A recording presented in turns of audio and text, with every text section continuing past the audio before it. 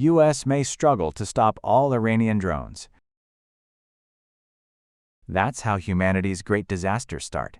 Spain PM.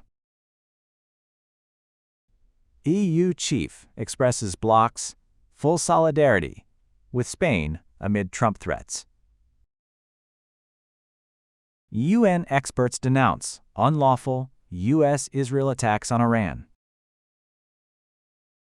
Senior U.S. military officials have warned lawmakers that American forces may not be able to intercept every Iranian drone launched in retaliation for recent U.S. strikes.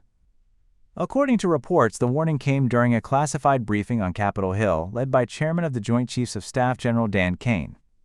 Officials said Iran has been deploying thousands of one-way attack drones, including Shahed drones, which fly low and slow and can sometimes evade conventional air defenses. While U.S. systems are capable of destroying most incoming drones, military leaders acknowledge that some could still slip through. The U.S. military is therefore focusing on targeting drone and missile launch sites in an effort to reduce the number of attacks. Officials also noted that defending against the drones has been costly. In the early days of the conflict, the United States reportedly spent about $2 billion per day on military operations, although that figure has since dropped to around $1 billion daily. Despite concerns over interceptor stockpiles, General Kane said the U.S. currently has sufficient precision munitions for both offensive and defensive operations. Meanwhile, the White House said the United States has more than enough weapons to sustain an extended conflict if necessary. Spain's Prime Minister Pedro Sánchez has strongly criticized the U.S. and Israeli strikes on Iran, saying his government's position is clear: no to war. Speaking on the current crisis, Sánchez said the Spanish people oppose what he described as a disaster and warned that military escalation would only worsen global instability. He compared the situation to the 2003 invasion of Iraq, arguing that the war ultimately made the world less secure. Sánchez also warned that a conflict with Iran would not create a more just international order or improve the lives of ordinary people.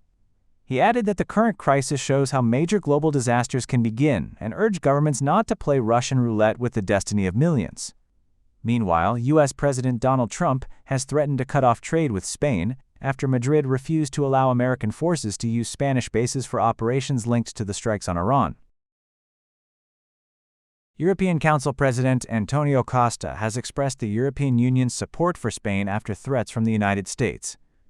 In a post on social media, Costa said he had spoken with Spanish Prime Minister Pedro Sánchez and reaffirmed the EU's full solidarity with Spain.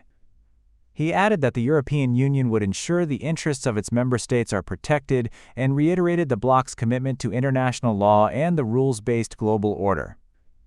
The development comes after Sánchez strongly criticized the U.S. and Israeli strikes on Iran, saying Spain's position is no to war.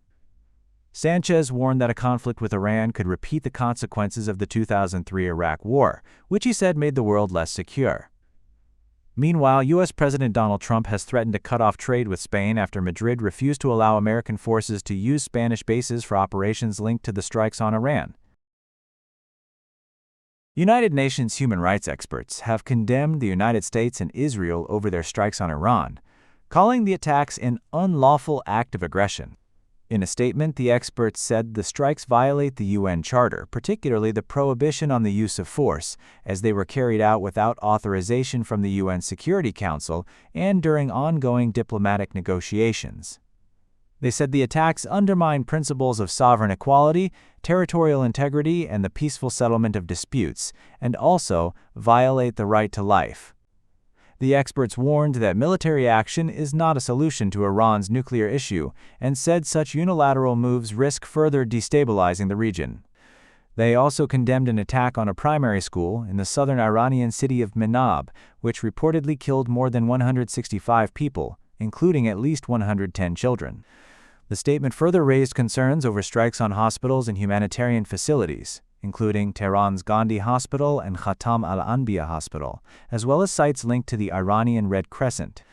UN experts said targeting civilians, schools, and medical facilities constitutes a serious violation of international humanitarian and human rights law.